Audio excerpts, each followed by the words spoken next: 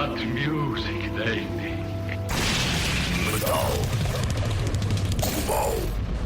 Sejam bem-vindos a mais um podcast de metal global. Hoje vamos falar com os Haken, na pessoa do guitarrista Richard Henshaw, para contar tudo sobre o novo EP In a Fever Dream. Antes da conversa com o Richard, não quero mais lembrar que tem a versão rádio, versão com música, em exclusivo na RTP Play, a passar por lá e procurar por metal global. Para além das músicas de Haken, esta semana há novidades North Sea Echoes e também para a novidade Steve Hackett com Steve Rothery. Agora vamos falar então dos Haken, que estão de regresso com um novo EP intitulado In a Fever Dream. É o primeiro material novo em 3 anos. Este EP vê a banda a trabalhar com um produtor pela primeiríssima vez, trazendo George Lever, que já trabalhou com Sleep Token e Loathe, por exemplo, para ajudar a moldar a próxima fase da banda, criando algum do material emocionalmente mais direto da carreira dos Haken até agora. Para contar tudo sobre este EP e sobre o que podemos esperar da banda no futuro, a conversa é com o guitarrista Richard Henshaw. Hello. Hello, can you hear me? I can hear you and I can see you. Are you Richard? Yes, I am. How you doing? Are you George? Yes, I am. Good to meet you. Good to see you. How is everything with you? All good, all good. Very hot over here. It's probably hotter where you are, but over here we're not used to this kind of weather, so it's crazy. Just sticking to things. And, Don't worry. In Portugal, we get all that heat, but we still not get used to it anyway. So yeah, we don't have air conditioning over here really in our houses, so it's just a big sweaty mess. And I've got 3 kids as well, so it's hard work. And they break up from school today. Okay. So it's going to be a busy summer. Let the madness begin. Yeah, of course.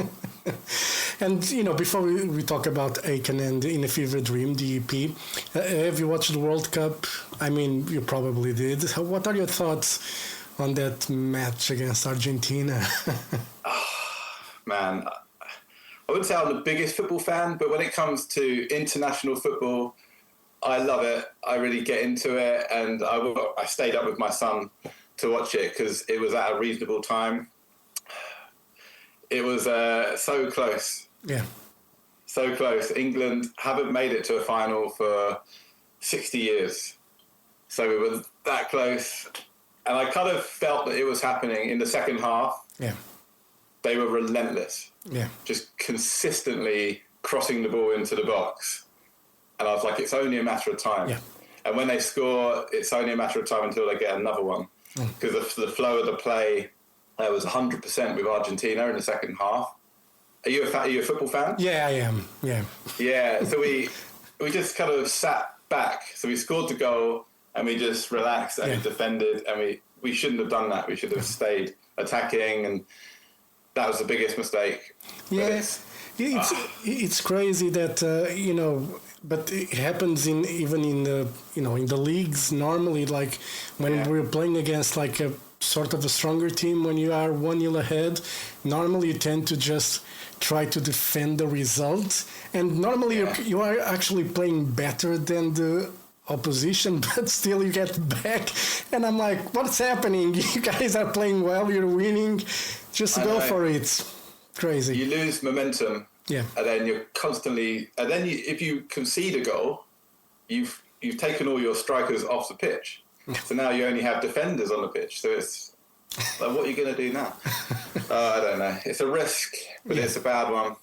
At that level, especially when you've got Messi, who is clearly capable of doing whatever he wants. Yeah. So Portugal against Spain, that was a tricky one. Portugal are always a great team. Yeah, but they did well, but playing Spain is hard. Yeah, it's hard. Yes, Spain is very difficult, but Portugal we have a Ronaldo problem. We call it a Ronaldo problem, but in one hand it's a good problem to have, but you can see clearly that there's some players on the team that just don't want to play for him, and probably rightfully so in a way. but it kind of compromises the whole thing a bit. So I don't know if it's, if it's Ronaldo's fault, if it's whoever the other player's fault. I don't know, but it's maybe it's the history. He's renowned for being one of the greatest. Yeah, but he isn't quite at the level he used to be. Yeah. So maybe next time he won't necessarily be there. So I won't bet against it. I don't know. We were talking about the Euro in 2 years' time, and there's no conversation of Ronaldo not playing. I mean, he's very fit, isn't he? So chances are he'll still be going. Yeah. Anyway, let's talk about music. And, before we dive into In a Fever Dream, early in the year, you guys announced some lineup changes. Was that a surprise, or was a writing on the wall in a certain way when Charlie and Connor left? Yeah, within the band, we've been going through quite a tricky period. Charlie and Connor have been with us for a long time now, and they were integral parts of the band. And it is hard, I'm not going to lie, but it's a natural part of life. We all go through changes and transitions, and it's all about how we can, adapt to these changes and try and move forward in a positive way. So that's what we've done. We've tried to channel that energy into this new music, and I have no doubt Charlie and Connor can continue writing music. I hope they do really well. We wish them the best of luck, but it's just one of those things that happens in life. We adapt, we evolve. Yeah, and then you guys hopped in the studio to work with George Lever on this EP. It's Lever that we say, or Lever? I mean, I pronounce it George Lever. Lever, okay. Maybe in America, Lever is pronounced Lever. Yeah. So maybe his name's different in America. Who knows? But I was to work with him because we work with some bands that are a bit different from what Haken is musically. So I was to work with him. Yeah, I mean, we actually were brought to his attention, or he was brought to our attention through Loathe, the band Loathe, a band from Leeds, I believe, from the UK. Really interesting band in terms of sonics. We loved the way their album sounded that he mixed. He also worked with Sleep Token as well. And just generally working with a producer isn't something we've really explored as a band. So with this EP, we wanted to try some new things, wanted to shake things up. We wanted to see whether having an outside opinion could steer the music in different ways. So when we went into the studio, we left some room and flexibility with the arrangements to be kind of shopped around a bit and to grow in that environment, rather than previously we would have had a demo and we would have stuck quite closely to the demo. But working with George has been great. He's really brought some interesting ideas, especially in terms of vocals as well. So we worked a lot on the vocal arranging during those sessions at Vader Studios. And he has a very fresh ear that's just helped us kind of guide and really realize the arrangements as fully as we could do. Yeah. And, In a Fever Dream, it's epic. And you guys explore a bit the harsh vocals in the middle part, as you do in Lotus, the ending track, which is a continuation of In a Fever Dream. It's like yes, good spot. Yeah, we actually, so when we started working on this, these two songs were in the same project, and we were listening back. It almost felt like halfway through the song, it just suddenly changed into a different song. They were connected through the mood and certain themes, like the tempo, the time signature. That was all consistent, but it did feel like it went to a new song. So we thought, how about we kind of put them on each side of the EP and then sandwich the rest of the tracks in there. And then we also thought it'd be cool to end Lotus with the same guitar motif that starts the EP. So it gives this kind of cyclic feeling. So it just goes round and round, which is a fun, just writing compositional technique that we wanted to explore. But yeah, it was a 15-minute song before. But sometimes with a long song, it has to warrant being that length. Yeah. And I felt like at 15 minutes, both the tracks together felt too much. It felt like it needed to be broken up with these songs in the middle. So yeah, that's how we kind of went about things. Yeah, and you mentioned spending time on the vocals and the harsh vocals there on in A Fever Dream and Lotus as well. It's something that kind of comes as a curveball in the Haken universe. Is that part of it's something that you guys would like to explore more going forward? I mean, not a whole song with harsh vocals, because that might be a bit too much, but it yeah. I mean, maybe not for some people. For me, it's probably a bit too much, a whole song or a whole album with something like that.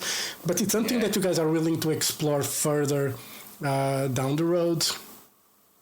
Yeah, 100%. So for us, it's always the composition first. So the music has to guide where the vocals are going, what kind of melodies will kind of sprout from the chord progressions that we write. And if the moment's heavier and more dense, sometimes it just requires a different texture. And the way I kind of see harsh vocals, I've always felt of them almost like a synth or an instrument in themselves, just with a bit of distortion on top. I used to love early Opeth stuff. Like Still Life is one of my favorite albums ever. I just loved the transitions from like really chilled out acoustic jazz moments to extreme, like dense, dark, atmospheric death metal. But then he had these like really characterful growls on top, which to me, they didn't really sound like growls. They sounded like a texture. It was. Yeah. So I guess that's a way we've been approaching it. Another band's like Sugar. They managed to just consistently scream throughout a whole song. For some reason, it doesn't become overbearing for me. I don't know why. Other bands sometimes. But I feel like with them, it's also part of the composition and it's used in a clever way.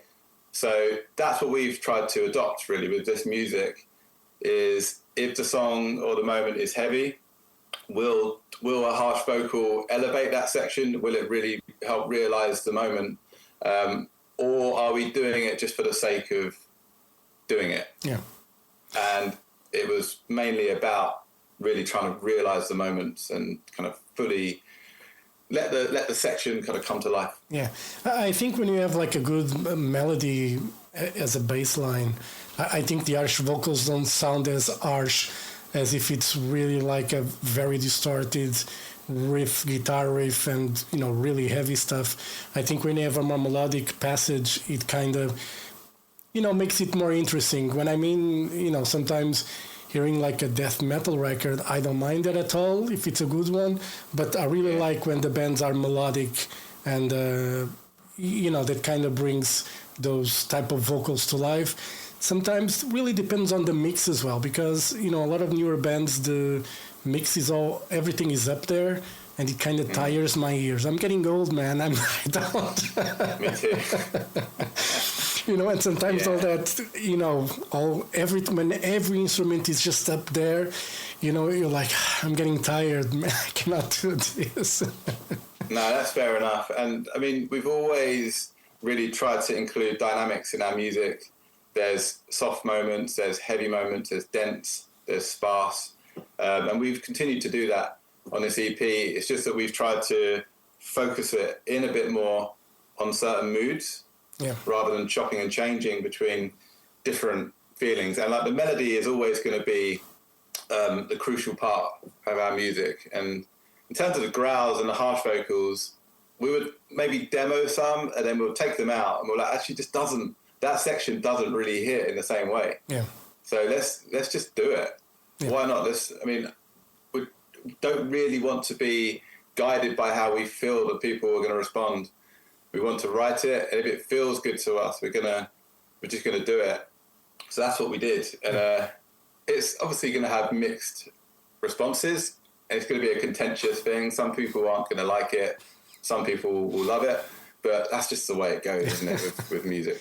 There's no right or wrong. Yeah, if people don't like it, they can make their own records, you know. Yeah. We've got 7 other albums. And 8 albums. I can't remember. But they can listen to the old stuff if they're not into this new sound. We fully respect that. But we just wanted to explore a new way of writing and a new sound. Yeah, but normally people are... they don't like change. You know, I'm personally, in my life, I like my routine. I don't like change. But when it comes to music, I like when a band explores, you know, their musical avenues. You know, I don't have a problem with that. If it's good music, it's good music. I don't care what genre of music it is. But I feel that I have friends that are old school metalheads and man, they cannot listen to anything other than just 1 or 2 bands, and everything else is just like, no. And I don't get it. And it's the same problem with you guys if you do something outside the box. You'll have people just saying, you know, what the fuck are you guys doing? You know, what's happening? Yeah, 100%. I am very similar to you. Routines are very important to me. I feel like it's healthy. Yeah. There's healthy routines, there's unhealthy routines, but if they're good for you and they enhance you, I think they're great. But when it comes to music or art or movies, I do think it's, for me, very important to have an open mind and be broad. That's what satisfies me, at least. And in terms of the music and the way we approach the writing, we're not the same people we were 15, 16 years ago. Yeah. When we were working on Aquarius, our first album. So it would be a bit strange for us to be churning out the same album every time, because ideally it's going to reflect who we are and what we listen to, and that's constantly changing. Yeah. So like yourself, you listen to new music. I'll listen to indie one day, and the next day, like I went to see System of a Down 2 days ago. Yeah. But then 2 days before that, I saw Wolfpack, the funk band. So it's like all over the place. So within the band, we listen to a range of different music. So it's not just extreme, progressive, wacky prog. Yeah. Which is fun to play, but it doesn't necessarily reflect what we listen to and who we are right now. So in terms of making like an honest record, that's what we tried to do. We just tried to reflect what we're into. Yeah. As people and musicians. And then I do think if you do something that's honest, I think people will understand that, even if they think it's, you know, a bit off of what they like. But I think if something is honest, people normally kind of see that. And it's the same with, you know, a lot of music. You can spot it when someone is doing it just for the sake of doing it, or because, you know, a producer or a label decided to put that person there, and when a band is actually doing something that they enjoy. I think that kind of gets through. At least I think I have that sensibility to things. Maybe I see too much in things. Maybe I don't. I don't know. Yeah, I mean, I hope so as well, because it really is a reflection of what we're into. And I feel like the music, because today it was released, released, the EP. Up until now, it's just been singles. I feel like it's important to listen to things in their full glory. Yeah. So hopefully when people listen to the whole EP, they'll feel that emotional narrative. And for us, at least, the music a lot of the time is written to be heard in one long piece of music. It's not always the case, but with this EP, I feel like it really lends itself to that. So, hopefully people will kind of feel the emotions of indie music and will be able to relate to certain things that we're talking about. Yeah, and on this record for the bass, you guys got Brian Beller from the Aristocrats, and you know he played with Joe Satriani and many other bands, and you guys also have Adam Getgood from Periphery. Obviously, these friends, and just to help you guys play on this EP. Was it just to call them or text them and say, hey, we got this song, you guys want to play on it? Yeah, they're both great guys, and we've known them over the years just through playing shows. Nolly actually mixed two of our albums, so he did Vector and Virus, So we grew close during that period. And when it came to the EP, we hadn't really established a foundation for the bass at that point. So we were just writing demos, and we thought it'd be a cool idea to just, get the help of some friends on the EP just while we were finding our feet again. And they've really kind of nailed it. So Nolly is known for his really beefy, gnarly tone, and that's what he's brought to the mix. And I'd say Brian Bella is a bit more improvisational with his playing. So the two songs that we picked for him to play, In a Fever Dream, Lotus, were arguably the more proggy songs, more long form structures, which gave him a bit more room to kind of do his thing. But we couldn't be more appreciative of them stepping in and helping us out. Incredible players, incredible guys.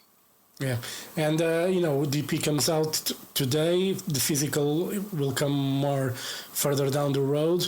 And you guys have a tour for September, October. When it comes to the missing band members, are you guys already have someone lined up to help for the live shows? What's the situation at the moment with that? Yeah, we didn't want to rush into things and immediately jump in and get a new member.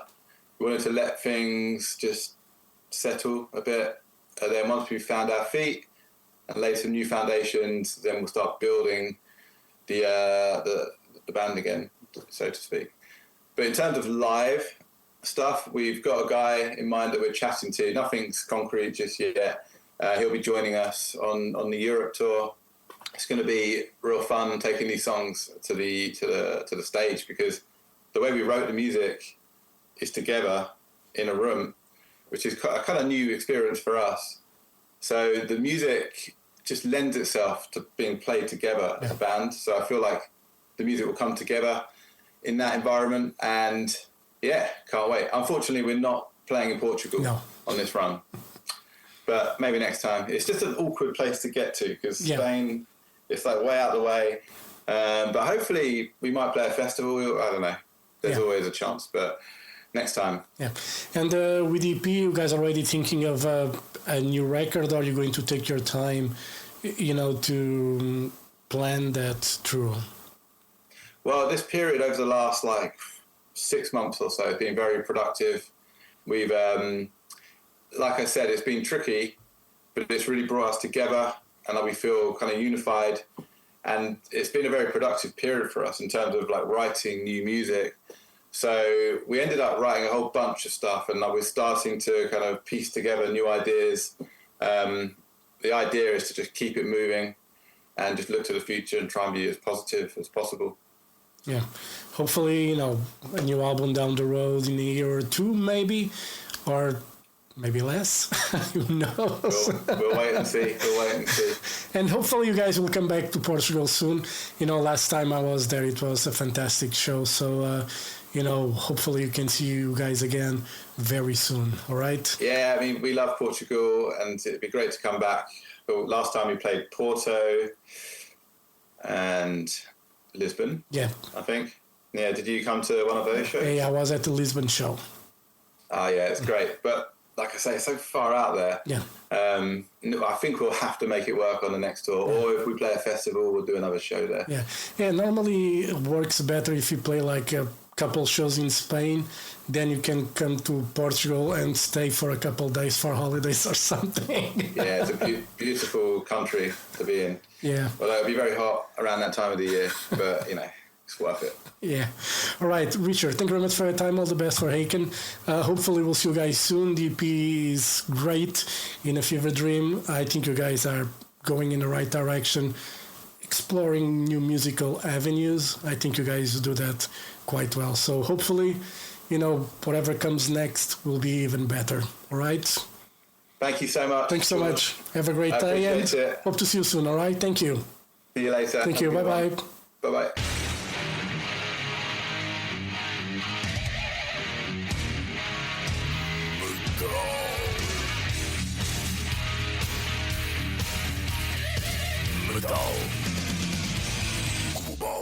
Metal Global foi conversa com Richard Henschel, guitarrista dos Haken, para contar tudo sobre o novo EP In a Fever Dream.